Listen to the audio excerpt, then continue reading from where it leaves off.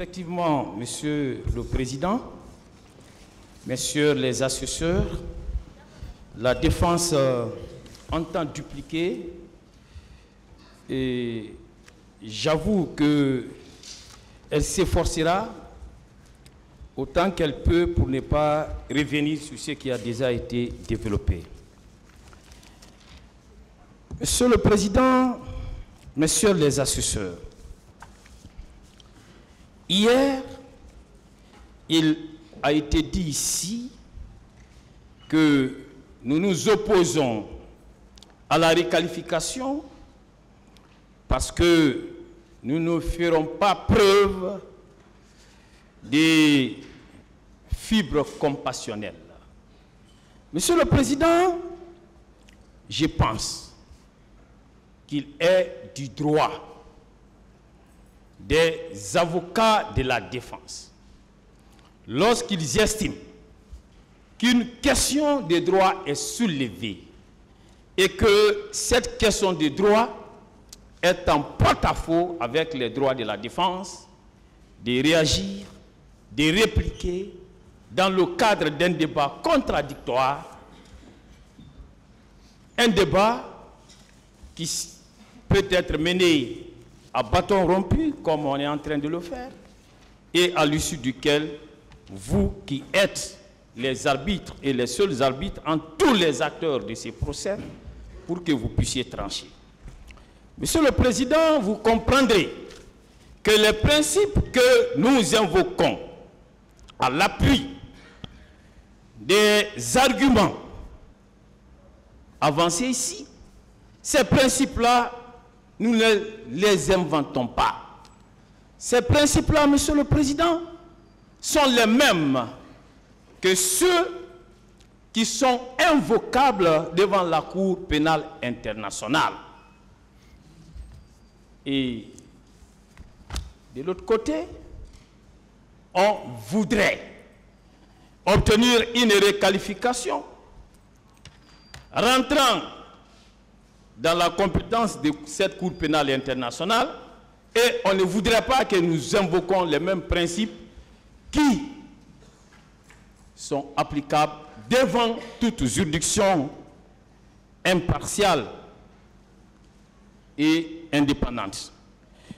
Pour preuve, Monsieur le Président, le statut de Rome, tant invoqué ici, prévoit en ses articles 19 et 20 la possibilité de contester la compétence de la Cour et de discuter de la recevabilité d'une affaire en application de la règle no bis in idem. Jamais deux fois pour la même chose, en d'autres termes, pour contester la chose jugée. Et au nombre également des principes généraux du droit pénal qui peuvent être invoqués devant la même Cour pénale internationale, Monsieur le Président, que nous sommes en train d'invoquer devant vous, vous avez la règle nullium crimen sine lege prévue à l'article 22 du statut de Rome.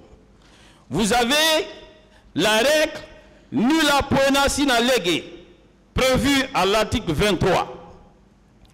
Vous avez la non-rétroactivité qui est également prévue, Monsieur le Président, en matière pénale.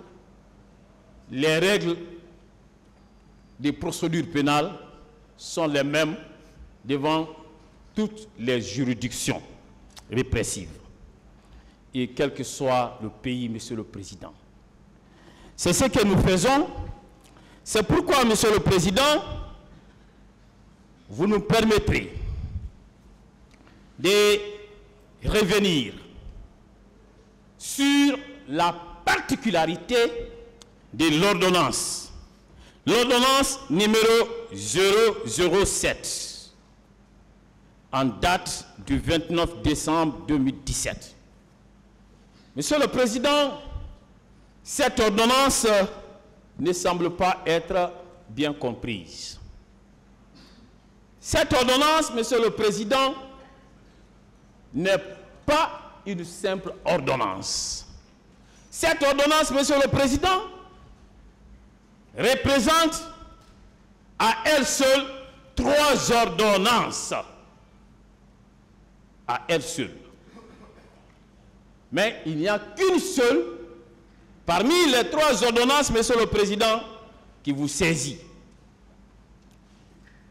Et la preuve de cela, on ne la cherche même pas ailleurs. C'est à travers l'intitulé même, l'appellation même de cette ordonnance. L'ordonnance en question est intitulée Ordonnance de réqualification. Ordonnance de non-lieu partiel et de renvoi devant le tribunal criminel. Ça veut dire qu'il y a une ordonnance de réqualification qui est intervenue. Il y a une ordonnance de non-lieu partiel qui est intervenue. Et enfin, il y a l'ordonnance de renvoi. Monsieur le Président,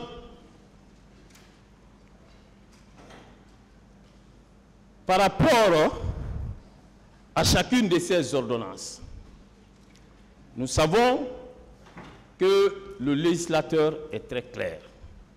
C'est pourquoi je vais vous donner lecture des dispositions de l'article 288 de notre Code de procédure pénale,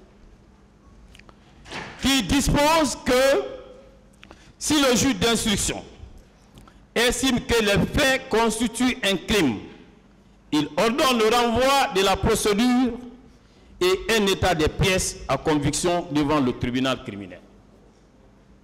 Monsieur le Président, il est évident qu'il y a une ordonnance de renvoi qui est intervenue. Et cela fait partie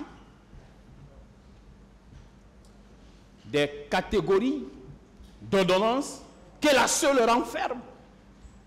Monsieur le Président, vous avez l'article 289 du même Code de procédure pénale qui dispose des ordonnances comportant un non-lieu partiel, peuvent intervenir en cours d'information, peuvent intervenir dans les mêmes conditions des ordonnances de renvoi partiel lorsque sur l'un ou plusieurs des faits dont le juge d'instruction est saisi, les charges recueillies apparaissent suffisantes.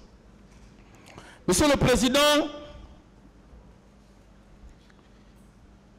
nous sommes d'accord avec le ministère public lorsqu'il dit que l'ordonnance de renvoi vous saisit des faits et des personnes.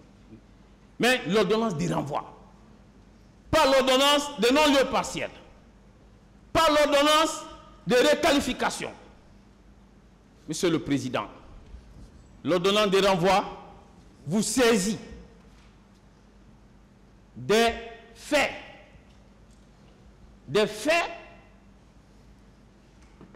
constitutifs d'infraction des droits communs pour lesquels les 11 accusés dans le box sont renvoyés. L'ordonnance vous saisit, Monsieur le Président, du pouvoir de juger les 11 accusés.